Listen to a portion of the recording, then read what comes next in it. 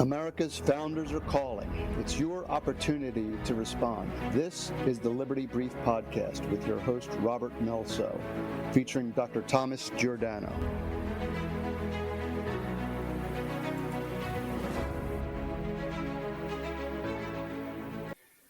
Welcome back to the Liberty Brief Podcast.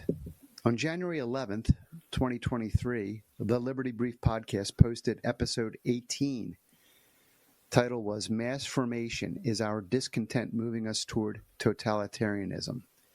Well, shortly after that, the episode was removed by YouTube due to allegations of inappropriate content, possibly for disseminating misinformation. You know that word, misinformation. Though the episode centered on mass formation psychosis, we gave an expanded example of autocratic COVID-19 responses by governments around the world. And today, we're re-airing this episode. Dr. Tom, thanks again for joining us to discuss this important topic. Oh, thank you, Rob. It's great to be here. It seems someone at YouTube didn't like what we had to say. Yeah. My opinions on biomedical sciences, I guess, were the reason for the censorship. Fancy that. Well, before we dive in, can you clarify for the listeners the distinction between vaccines and therapeutics, because I think that was central to our discussion. Absolutely. Listen, traditional vaccines are preventive measures that prepare the immune system by introducing a harmless pathogen, typically given before exposure to that pathogen, like measles, mumps, polio, that kind of thing. Therapeutics, like the mRNA technology, are treatments given after disease onset, instructing cells to produce proteins to address the underlying causes. Think of vaccines as bodyguards preventing disease, and therapeutics as the security team handling the problem once it's inside. They told us the mRNA shot was preventive, but it really wasn't, as we've seen. So I knew right from the beginning the underlying reasons for the messenger RNA device was, and it had nothing to do with prevention. It had everything to do with treatment.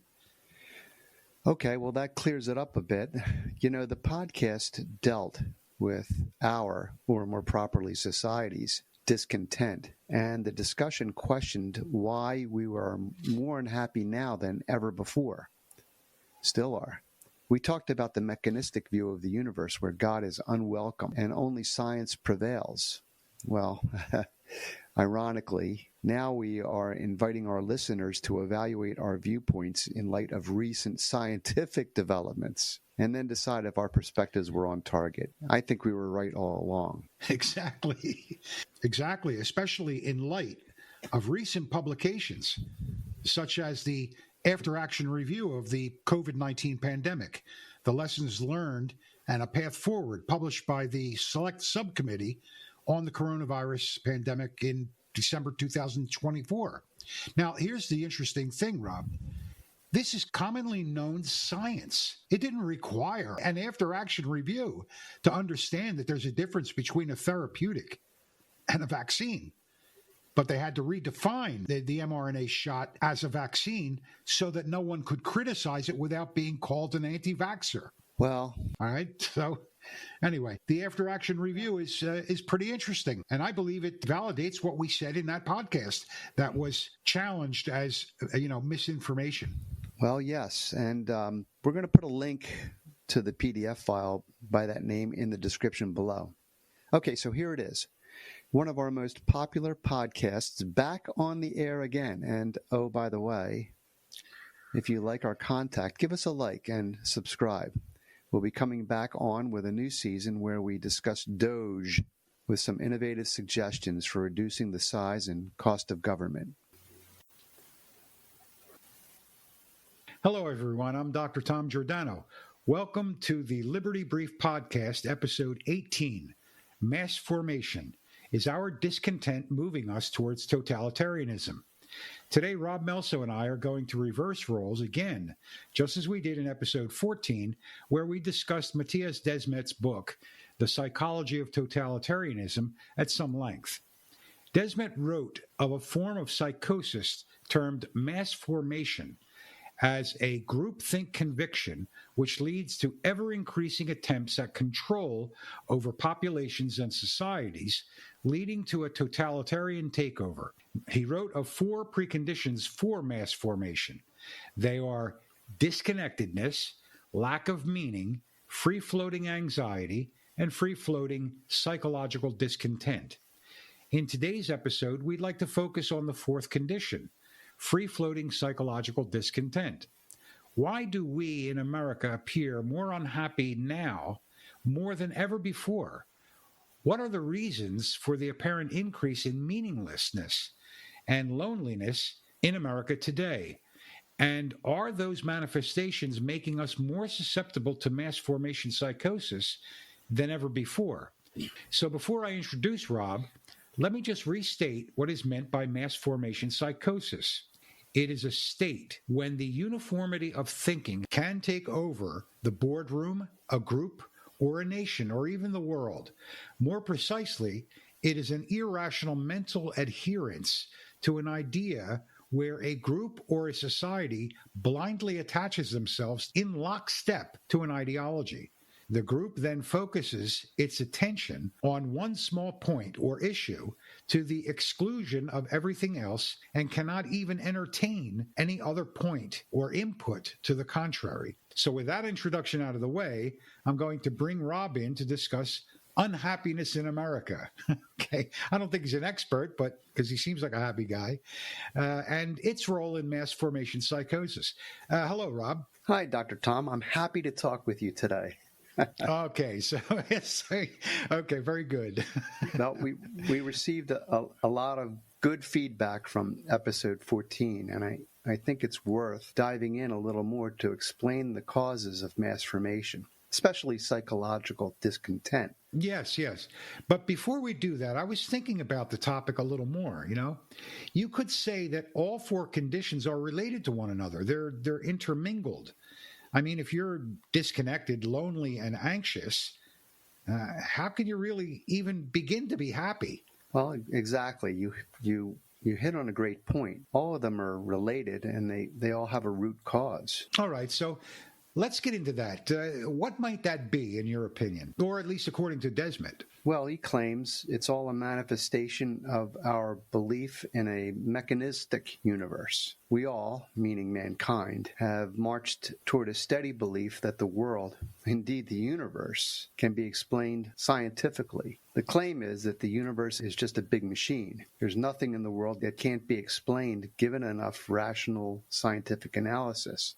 Dr. Tom, after all, we're told life's formed spontaneously through chemical processes, and therefore we as humans came about as the result of physics and chemistry. We're all just chemistry. We're one of many other species that evolved from single-cell organisms through a series of small, random, undirected evolutionary changes caused by natural selection occurring over the millennium. So we, meaning mankind, is therefore reduced to a natural phenomenon that, of course, can be completely understood scientifically. How Newtonian!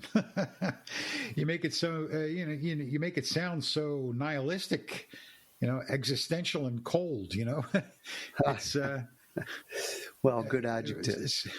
That's the point, isn't it? In the grand scheme, our thoughts, our desires, our hopes, dreams, they have very little consequence when measured against the cold logic of scientific reasoning and analysis over the vastness of space and time. Well, you're touching on something that the German philosopher Heidegger countered when he wrote, "To exist is to stand out as a thing, a being, against the background which threatens to engulf it." In other words, existence is not something that can be reduced to a set of facts or properties, but is something that stands out and asserts itself in the face of the meaningless background of the world. This idea rejects both nihilism, which asserts that life has no inherent meaning, and reductionist thinking, which reduces complex phenomena to simpler components. We could cite many other similar views on existence I mean, even if you wanted to strictly avoid religious viewpoints. Well, I have to admit, you know a lot more about historical philosophy than I. But the point is, if we're all just a matter of eventuality, then what real meaning do we as individuals have? Yeah, well, they never asked the question, who made the chemistry set? Talk about a machine. Who made the machine? I've heard people talk about, the universe being a hologram. Well, my first question would be, okay, who made the projector and who's operating it? There's always a basic that is never touched on. As far as evolution goes, evolution does not have an answer for when life began. They talk about, evolutionary development, but it starts with a living life form. But they never answer where life began. I don't think chemistry has the answer, But by the way, all of this thinking goes against our founding, We are endowed by our Creator with certain unalienable rights. The framers created a constitution that placed the individual as the most important linchpin in America. This is why the Marxist ideology, which is basically what latched onto scientific rationalism, this is why this ideology can never jibe with our civilization and the Constitution that gave rise to it. Leftism cannot concede the existence of a creator. If there's no creator, we're not endowed with unalienable rights. And if we're just the result of chemical processes, what importance, what significance does the individual have when compared to a scientifically run society? One that knows, what's best for all of us. Do you get where I'm going? Yes. This was basically the premise of the book, Unalienable, what it really means and why it matters. That's why I wrote the book. Yeah, and I highly recommend it. Well, okay, thank you. We see this thinking in the tyrannical way the COVID crisis was handled. In my opinion, we acted in mass formation. Governments, of course, knew what was best for all of us. Oh, I know exactly what you're saying. And I saw it immediately. But at the risk of getting, a bit off topic, I think we should explain that statement for our listeners.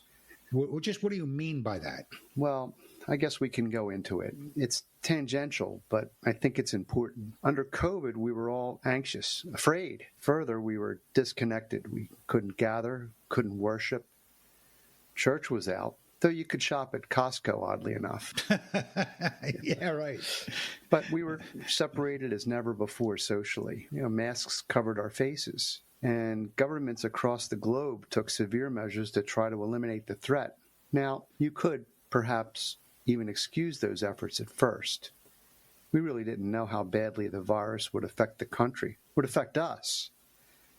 However, one thing we should learn by now is that there are no solutions to any problems. There's only trade-offs, even with pandemics. In the pandemic, we were afraid. We wanted certainty. We wanted to be safe. But more importantly, we wanted to be certain we would be safe. And what did we get as a result of that certainty? Well, the pandemic raged on and we shut down schools, businesses, houses of worship. Businesses failed, people lost their livelihoods, and then came loneliness, despair, drug addiction, suicide, isolation, and also disease from delayed treatment of other illnesses. Now, how many deaths or illness or addiction or abuse occurred because of the restrictions? Well, those statistics never appeared in our news feed like the COVID deaths did. No one ever measured those costs to society. Oh, and, don't forget the schools. Oh, yes, the school kids. Well, they were kept out of school at first, and then long-distance education did little to help them advance. Just look at the test scores. When they were allowed back in, they had to wear masks the entire time. I understand what you're saying. Just stop for a moment and imagine the psychological damage we did to, say, a 5-year-old who never knew any better, who's now imprinted with the idea that if they didn't wear a little mask around their friends, in school, they'd get sick. Well, it's ridiculous. Dr. Tom, I'm unstable enough. Don't make me think about that.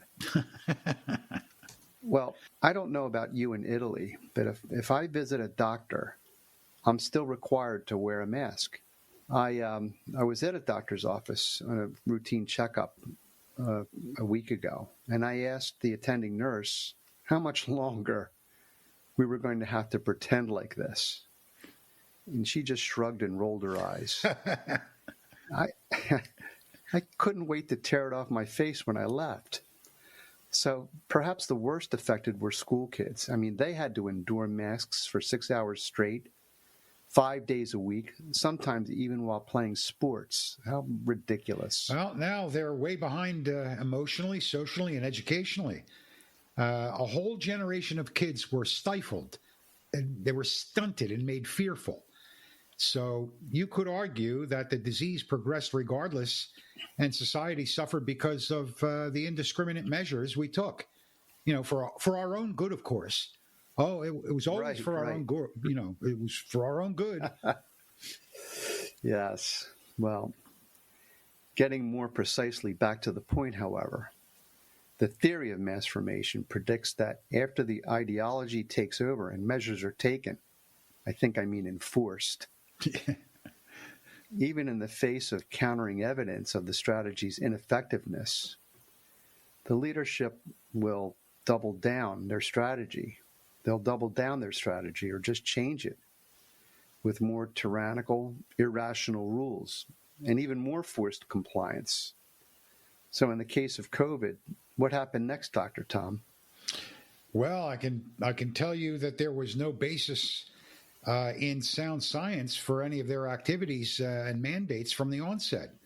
I mean, look at the surgical, the common surgical mask as an example, all right? We had to invent the electron microscope to visualize a coronavirus. The porosity of a surgical mask can be observed with a normal light microscope at 10 times magnification.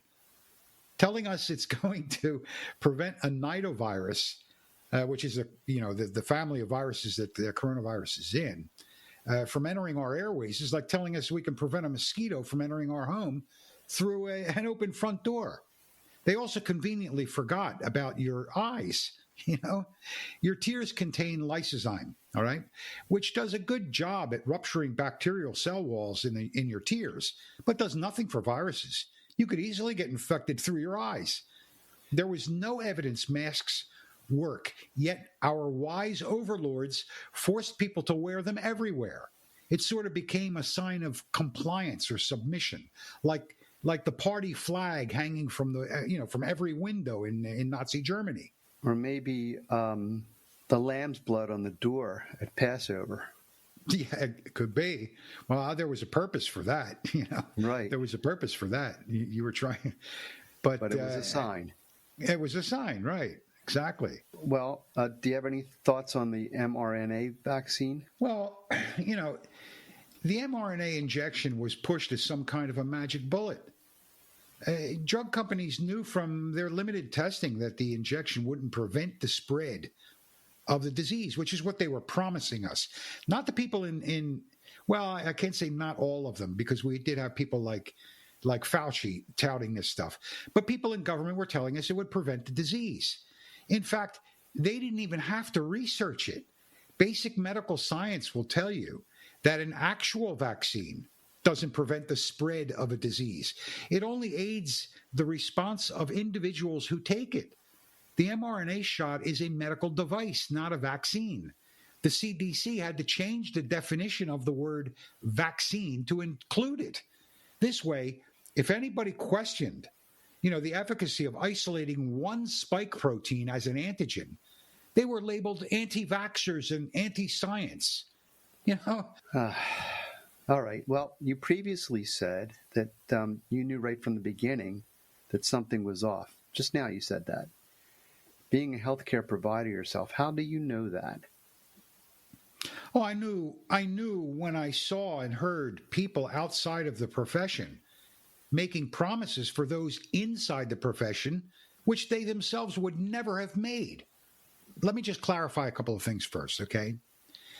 First, I have to look at a couple of premises. What is the difference between a profession and a trade? A profession is a profession because it follows a professional philosophy.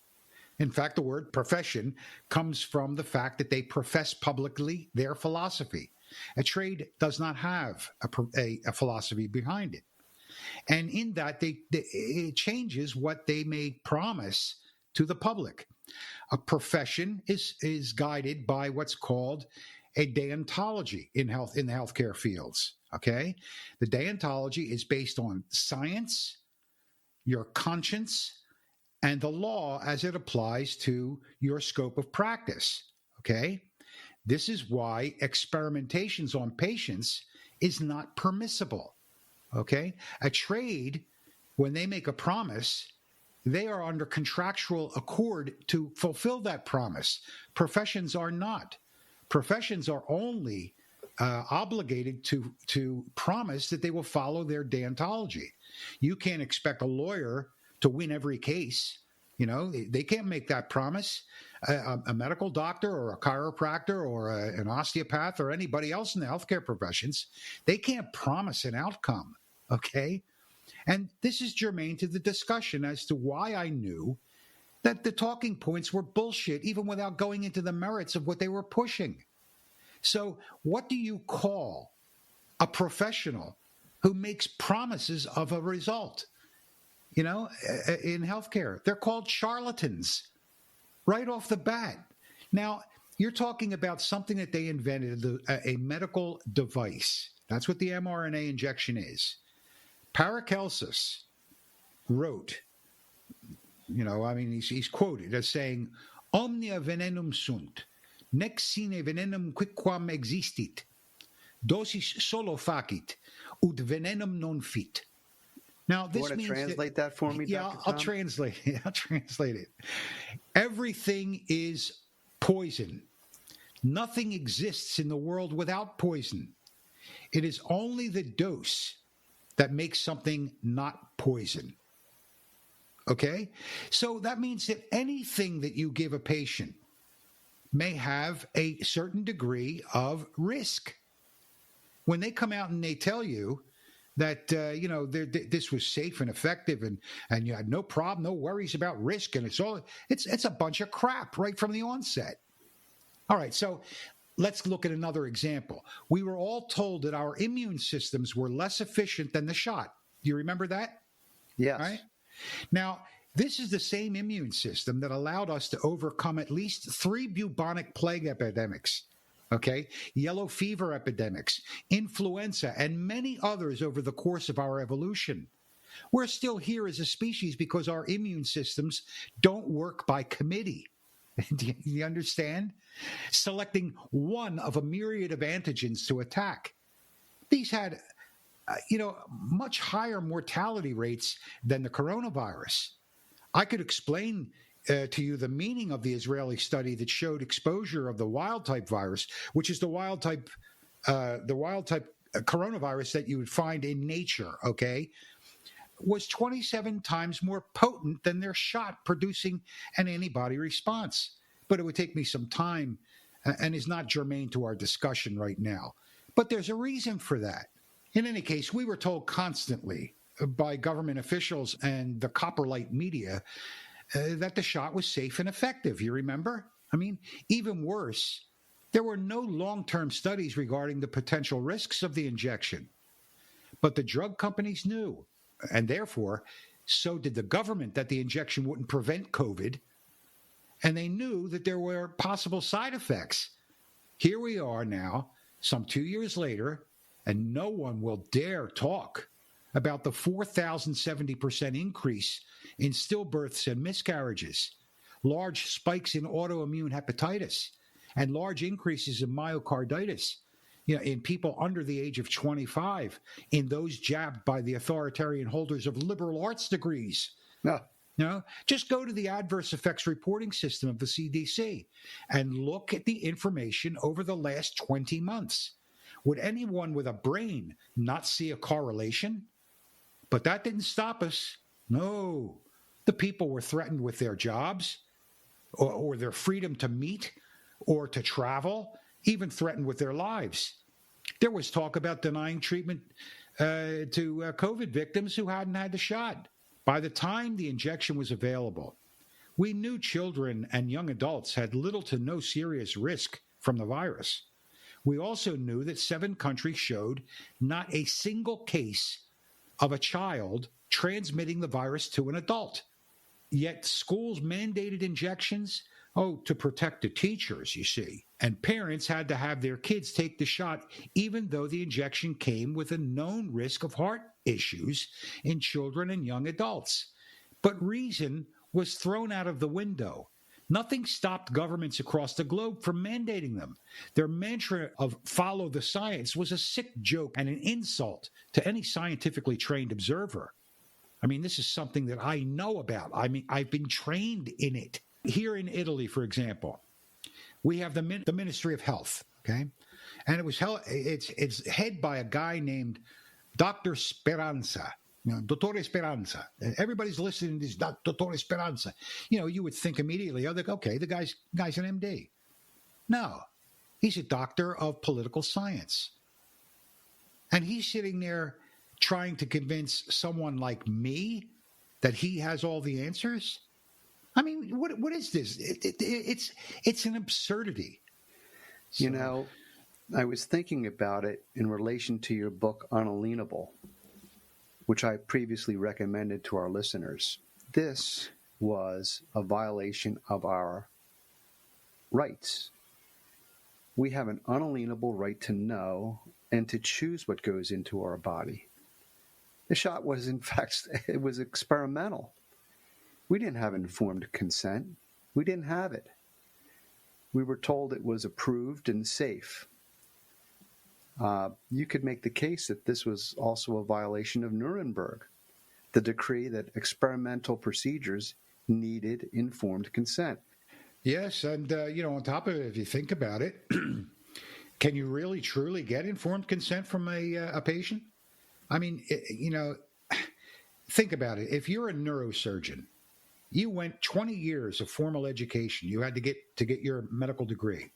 Then another 12 years of study to become a neurosurgeon, all right, to become called, to pass your board and become a neurosurgeon, all right? Now, if you're informing a patient that, hey, listen, you got a tumor in your brainstem, and I got to go in there and take that thing out, the patient is assuming that the doctor is doing it for the right reasons. He's following a deontology. Now, the doctor can't guarantee a result, but the doctor can follow science, his conscience, his moral conscience, and the law regarding the surgery, okay? And that's what the patient would agree to.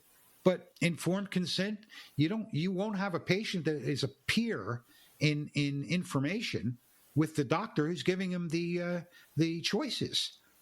So, informed consent is a little bit of a misleading statement, but people should have had the opportunity to understand what the effects were and, of going after the common cold, which is what this was called in 2018, in this kind of a draconian manner.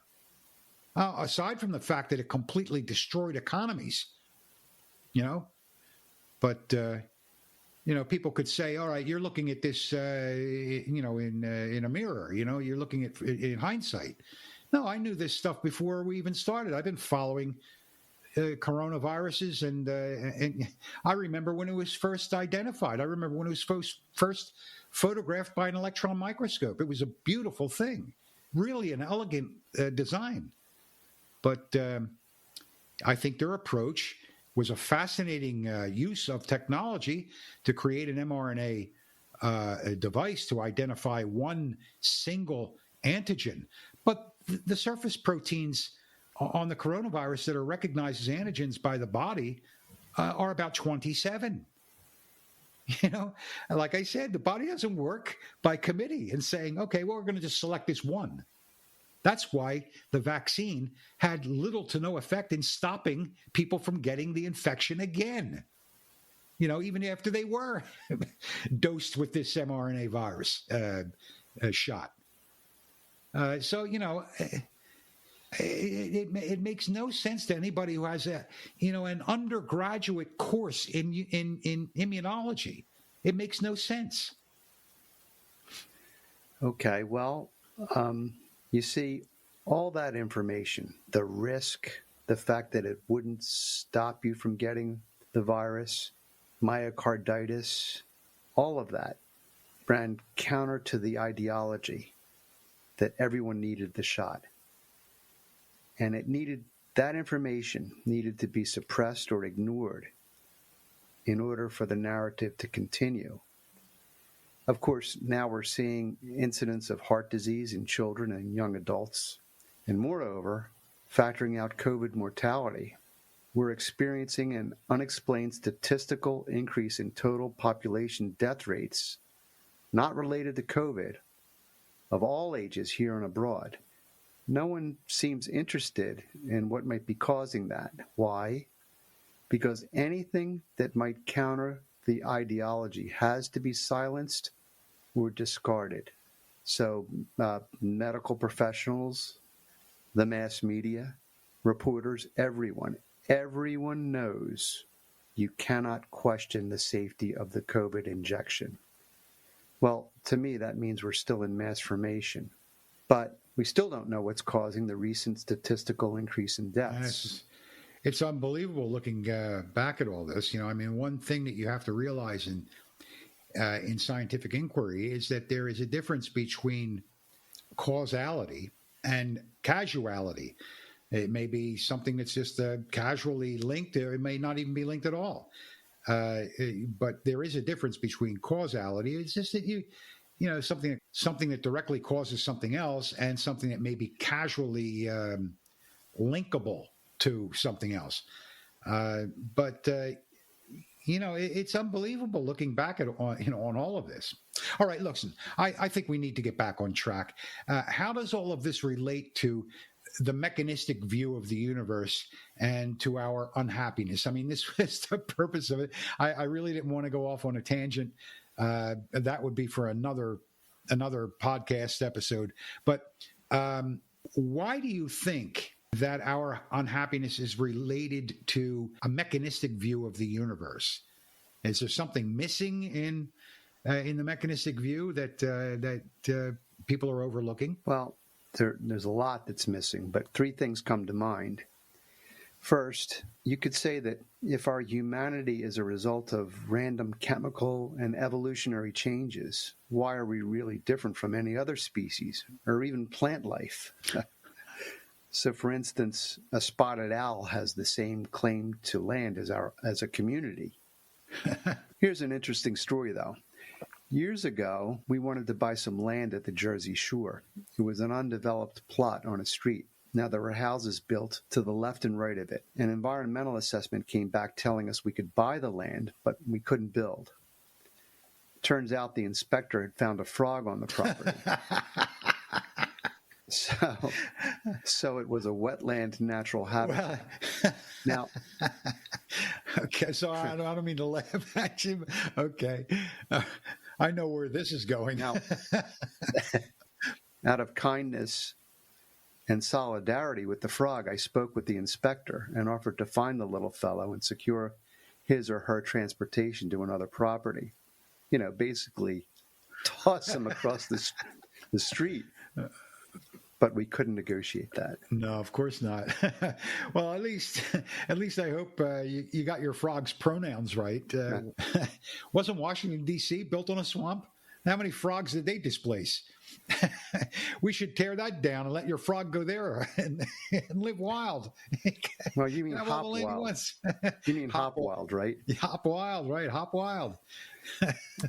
Sometimes I drive by that property, which is still underdeveloped. It's undeveloped. And I can't help wondering if the frog, I guess he or she, has left yet. I've always wondered why. My undergraduate degree is in zoology, so I have an affinity for, I have an affinity for wildlife. I loved wildlife as a kid. That's what drove me into studying the biological sciences. But I've always wondered why something like a frog would need hundreds of thousands of acres to procreate, when we humans can do it in the front seat of a Ford Pinto. And we're much bigger than they are. So, by the way, I wonder if the inspector would have found that frog if he himself wanted to build on that land. Always a question. Yeah, I think we could place a winning bet that he wouldn't have. But the bigger point is in this question: where's our moral grounding in truth or right and wrong? If the universe, and more specifically humanity, lacks a creator, we lack meaning. Humans don't really matter any more than my frog friend. And further, if our hopes and dreams and desires must continually be curbed for the collective good, the collective quote good, unquote, yep. The collective good, meaning the collective good is measured by someone else, of course. What real worth does our individuality have? In essence, why do you, as an individual, matter? Dr. Tom, I'm reminded of a quote by Stalin. The death of one man is a tragedy. The death of a million is a statistic. Remember that one? Yeah. Yes, I do. Essentially, you become the statistic. Where's your meaning then? So lack of meaning, lack of happiness, free-floating anxiety. Thinking back on all that psychological anxiety and lack of meaning that frog cost me, I might need a shrink now. No, all you need is a black snake. That's all you needed. You didn't have to do it. See, to throw a couple of black snakes in there. They got them in Jersey. They'll take care of that little frog. So, okay. All right. Well, what else are you thinking about in regard to the scientific and deterministic view of the universe? I mean, let's try to keep on track and let frogs and snakes. Okay, well, let's get to that. This is the second thing. Let's get to that. The scientific approach can't explain everything. Now, Desmet points out that many of the greatest scientific thinkers in history realized, at the pinnacle of their careers no less, that there are unexplained, unmeasurable features to their research, that all was not knowable. Galileo, Newton, you mentioned him, Einstein, Kepler, Max Planck, great physicist. They all knew at the end of their scientific inquiry that there's a mystical quality to the universe. They believed in a creator. They knew what everybody else doesn't know right now. They could never explain the apparent order nor the chaotic uncertainty and beauty of the universe, the world, through scientific inquiry. There was a great physicist, I mentioned him, Max Planck. He put it this way: both religion and science require a belief in God. For believers, God is in the beginning. And for physicists, he is at the end of all considerations. It's interesting. So these great minds, they were masters studying their discipline. But after they'd explored and explained everything they could, they remained awestruck with wonder. And they left the unexplainable to the creator. Einstein, he might have said it best. What is inconceivable about the universe is that it is at all conceivable. Yes. Well, you have to understand that we've only had science with us since about the 1600s. We call, modern science. All scientific inquiry was geared towards understanding God through his creation. Understanding the creator through his creation. You go and look at the textbooks in physics, in medicine, in all of the sciences of that era. They all begin with an acknowledgement of the creation of God. All of them, no exceptions. Somehow we were detached from that during we have so much to thank Karl Marx for, the scientific rationalism of that time. But there is no conflict between religion and science. There isn't, and there never has been. It's interesting because Galileo Galilei is the first person that they will hold up to you and say, you see the church and this and that. The church was not against the heliocentric idea of the solar system. All they said was that they could not prove it. Because if you're an observer on the planet, you see the sun rise in the east and the sun set in the west. And that, it changes absolutely in no degree if it is the sun rotating around the earth or the Earth rotating on its axis in an orbit of the sun. They could not prove it, so the church could not give its imprimis on the on Galileo's assertions, and they weren't even his; they were Copernicus's. So it's a misnomer. Galilei was a hardhead, and he kept insisting and insulting and everything else until they said, "Hey, look, Galileo, shut up. We can't admit this. We don't have a proof. We don't have a means to measure it. So we can't put our finger on it and say, yeah, this is true." That was really why. But Galilei was a very devout Catholic, and so was Copernicus. Copernicus was, like the man had a degree in canonical law. I mean, he was a very religious Roman Catholic. But in any case, today, if you look at it, most scholars will tell us that science can eventually explain everything. Oh, we can explain everything. Well, I've got my doubts about that. But you know what I mean? If they could explain everything, then that would be marvelous. But they don't. And people often confuse technology with science, and it's not the same thing. Yes, well, universities especially are absolutely complicit in advancing the idea that science can explain everything and God is out. Here's their mantra.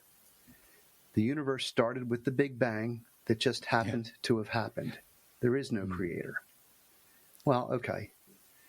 If there is no creator, then there's no moral grounding, no meaning, no absolute good or evil, no absolute truth. Dr. Tom, you said it before, follow the science, we're told. But often today, you can't question the science without being banned or ridiculed. Right. Richard Feynman, yes. Great physicist, 20th century physicist. He was quoted, "I would rather have questions that can't be answered than answers that can't be questioned." So when science is flawed or basically false, we're left rudderless, and we wonder, where is the truth? Why has it escaped us? The point is, without moral grounding, there are no absolutes. And truth is very elusive, and so is meaning. Yes, that's Feynman made an excellent point, and that's one I agree with. Okay, well, what's the third thought? You said there were three. What's the third? Well, the last idea I wanted to bring forward is that our country has produced the most affluent society on earth. In our podcast 14, you stated we live lives of relative ease. That's what you said.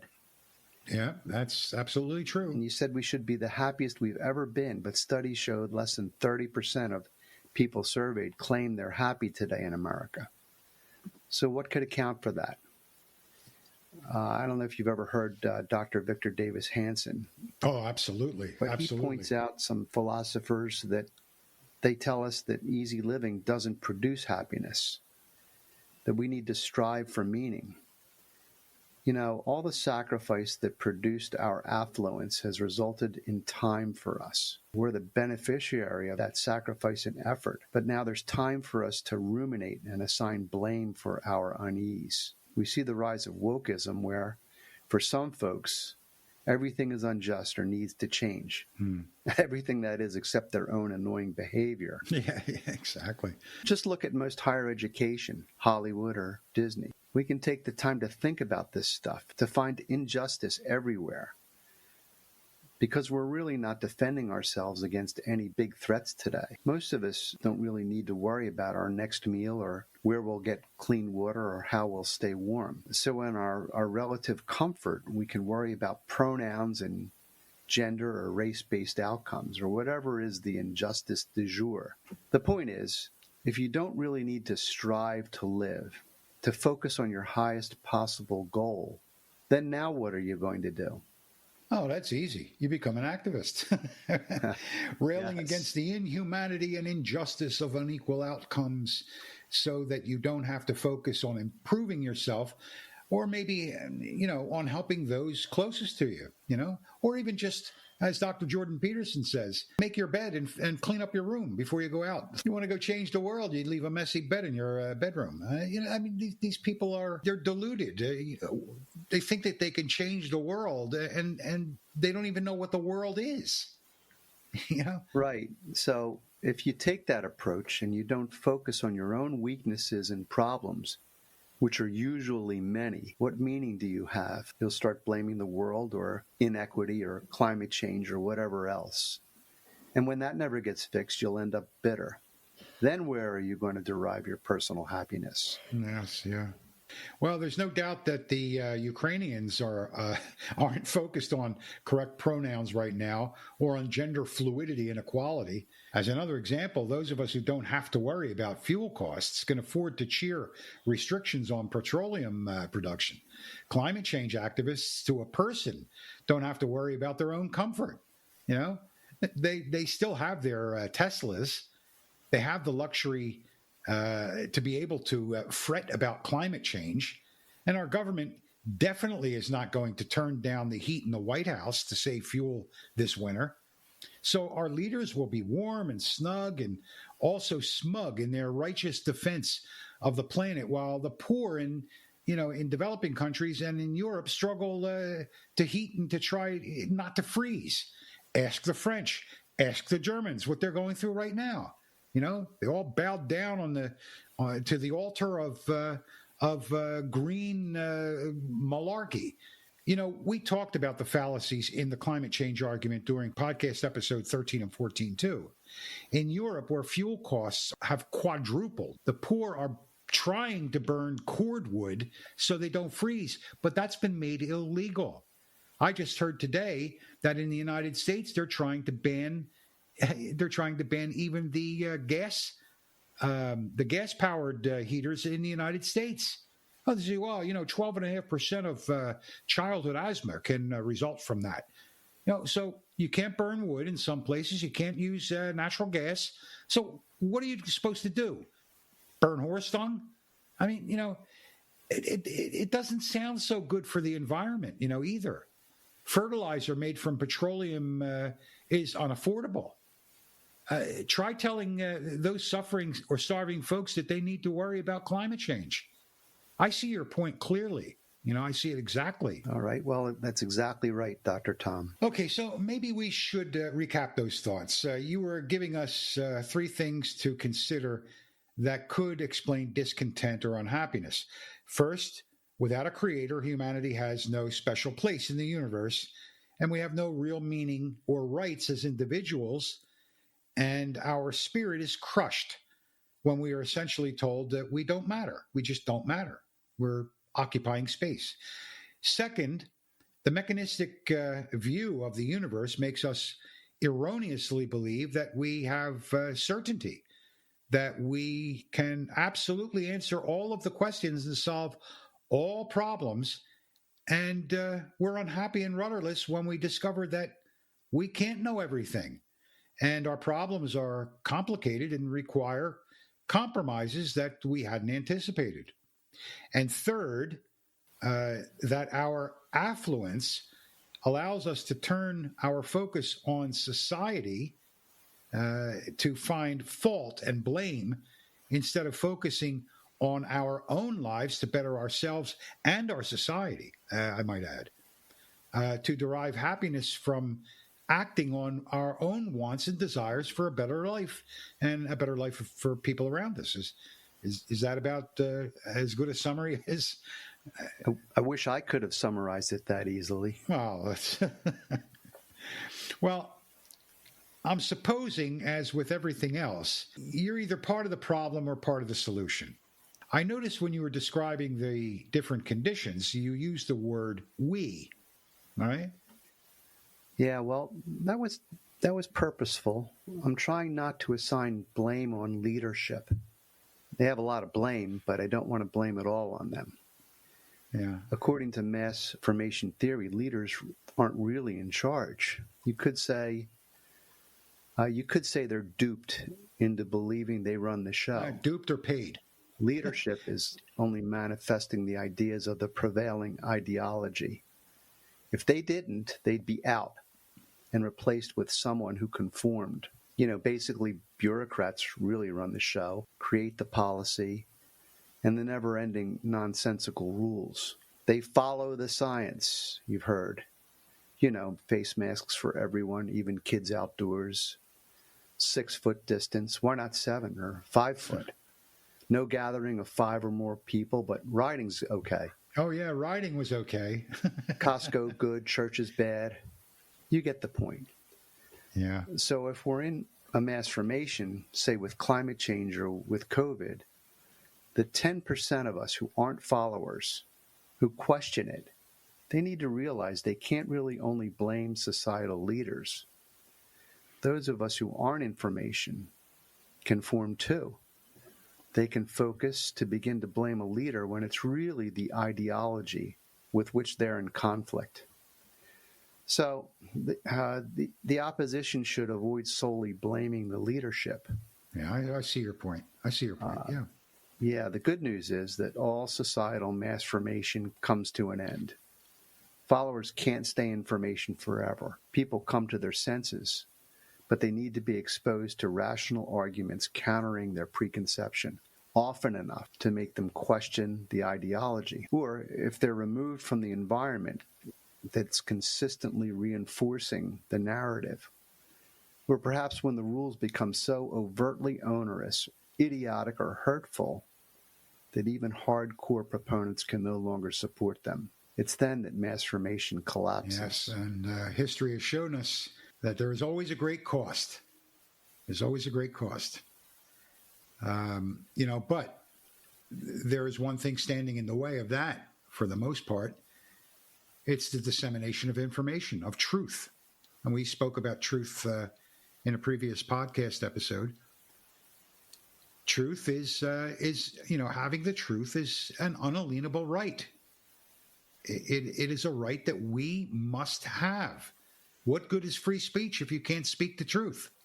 So, I think we're starting to see that happening with COVID right now. Except for the occasional person you see driving in their car with a mask, or in healthcare, very few of us wear masks. At least here in Italy, and all people are starting to wonder about how effective the shot is after their 3rd or 4th booster. Restaurants and airlines have been unleashed. But I have to say that waiting for the end of formation to happen, as we've seen, could take years. History's shown us that. And a lot of damage is done in the meantime. Is there anything that a small group of opposing individuals could do to hasten the end of that mass formation? Well, let's just say it can be a little tricky. If those in mass formation get too powerful or afraid, it can lead to violence, as we've seen in the past. The opposition can be ridiculed and silenced, threatened with losing their livelihood. We've seen it. Doctors, nurses, government employees, they lost their jobs. But if you find yourself in opposition, you'll have to make some hard choices.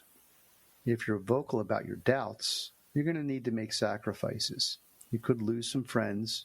You'll come in conflict with your family or even lose your job. Those who've bravely spoken out publicly against COVID policy, mandates, lockdowns, for example, have been deplatformed and fired, etc. Yeah. But, Dr. Tom, the choice is whether you're going to sacrifice your principles and sit in silence and possibly not have your job threatened while you keep those friends and family who won't tolerate another view, or if you'll free yourself to expressly question the ideology and take the hits. Yeah. God help you, though, if you're in healthcare. Those brave folks who stood up or spoke up about the danger of the jab, even the developer of the mRNA medical device, or tried to help their patients with alternatives, are doing something else now. They've been driven out. Yes, that was pretty sad the way that turned out. But for the rest of us, questioning the ideology in dispassionate and rational ways probably the best course. If you're in the 10%, if you're in opposition, you'll need to be nuanced. Remember, in the case of COVID, for instance, there's a lot of anger and fear, blame, regret. We've all lost a friend or a family member, so the topic is very emotionally charged. And most of us have not been exposed to any other thinking beside the approved narrative. So you shouldn't come out raging against the prevailing thinking. You don't have to express your hard opinion, but you could carefully control your questioning to make sure that you're not threatening. My thought is that sometimes a little humor helps too. Everyone you are interacting with can benefit slightly with a reasoned alternative perspective formed through simple questions. Sum it up, and you as an individual can make a great impact. Okay, well, let's a hell of an impact. Let's try to sum up the appropriate response to mass formation then. What are some questions you could ask that wouldn't be threatening, but will make others think a little more about the COVID response as an example? Well, okay, this lines up with your book, again, Dr. Tom, Unalienable, and the suggestions in it. But, okay, the idea is to try to get them to break from the prescribed narrative. You know, basically to get people to think for themselves. Maybe you'd ask something like this. You'd start out saying, mRNA vaccines have never been tried before. Do you think there's a possibility of long-term side effects? Yeah. And then see what they say. Sure. Now, you'd have to admit that there is. I mean, if you're a rational person, you'd have to admit it. Yeah. Or how about this one? Should kids and young adults have been forced to take the vaccine even though they had a chance of developing heart problems? You could ask that. Yeah, sure. Well, actually, more to the point, should anyone have been forced to take the vaccine? But yes, I could see this, yeah. You know, we're just sort of skimming the surface of logic here with that. Yeah, I could see that. Or maybe this. Who, if anyone, do you think should not take the vaccine? How about infants and pregnant women? Oh, yeah. Well, you know, their blanket response would say everybody should take it, you know. But, yeah. Well, then you know something about how deeply they're marching in step. Yeah, and I'd have to say, Rob, that, you know, many people would even are so ingrained in this that they probably would even object to these questions. You know, you can't question it. But I see where you're going. You know, you're not attacking them personally, and nobody is being attacked personally. Hey, listen, you want to take the shot? Take it. Yeah. But don't force me to take it. And don't try to lie to me, telling me things that are not true. You know? Right. So, you know, you could ask, I know we're told the shot is effective, but how many more boosters do you think we'll have to take? Get them to think about that. Yeah. And how many times do you have to take the booster and still get the virus before you realize that the boosters don't work? I saw a meme with a guy wearing a long sleeve shirt with a little button on his shoulder that he could pull down to let them inject again. I thought that was funny. I have to say, this is funny. With the Moderna shot, you know, there was a reaction at the injection site, and they called it COVID arm. Now I'm sitting there looking at that COVID arm. Oh yeah, you got the COVID arm. We saw it here in Italy, right? You got the COVID arm. It wasn't the COVID arm. It was the mRNA injection site that was there was the reaction. It wasn't COVID that did that. It was the injection that did it. So why didn't they call it the Moderna injection site arm? You know, I mean, but you notice how they had to turn it to make it sound like it was COVID that was responsible. Right. They look at this thing and say, look at how COVID destroyed our economy. No, COVID didn't do it. It was the reaction that people did to the COVID thing that did it. You know, COVID didn't do any of that. It was the people's reaction that did it. Okay? And, you know, yeah, you're right. Diseases produce tragedies. They all do. Here's a question. If you can get COVID after the shot, do you still think it should be mandated? And should people be allowed to choose? I would ask that question. Very good. See what because I myself was forced after putting it off for 2 years. I think it was two and a half years, something like that. I was forced. Otherwise, I could not work over here. And after 2 weeks after the second booster, I came down with COVID. My brother Gary, who was a physician, he's an internal medicine doc in Pennsylvania. He took 4 boosters because he was mandated to take it. Otherwise, he couldn't work in the hospital. He came down with COVID after 4 boosters. Now, so, what good are the boosters? And I could tell you the mechanism as to why they failed. I know why they failed, but nobody's asking me. And of course, I don't want to be accused of being anti-science, He's anti-science. Don't listen, he's an anti-vaxxer. No, if they followed the principles that Jonas Salk followed with the polio vaccine, there's no complaint. Where's the complaint? But that's not what they did. All right, let's try one. Let's try 2 more. Okay. I'd ask this: how effective do you think masks are at preventing COVID? For instance, if I can still smell things through the mask, can the virus come through it too? No, I think we already went over that. There's a perfect reason for it, They may not have thought about that. Yeah, exactly. Yeah. Here's one that's a little more pressing. This might trigger them a little bit. So I'd be careful with this one. I know we're told the shot was safe. What do you think we should tell the parents of the kids who developed myocarditis after taking the shot? Oh, well, I'll tell you what the medical professionals would tell you to cover their butts. Oh, it's transitory. They'll say, well, we don't think much of it. We discount it because it's transitory. That's what they'll say. And they have no way of knowing it's transitory because they're seeing the patient today. They're not seeing that patient in 25 years. Right. That's exactly right. Okay. So that's all of that All right. Well, those are good suggestions. Well, I think we ought to wrap things up for today. Thanks, Rob, for an interesting discussion.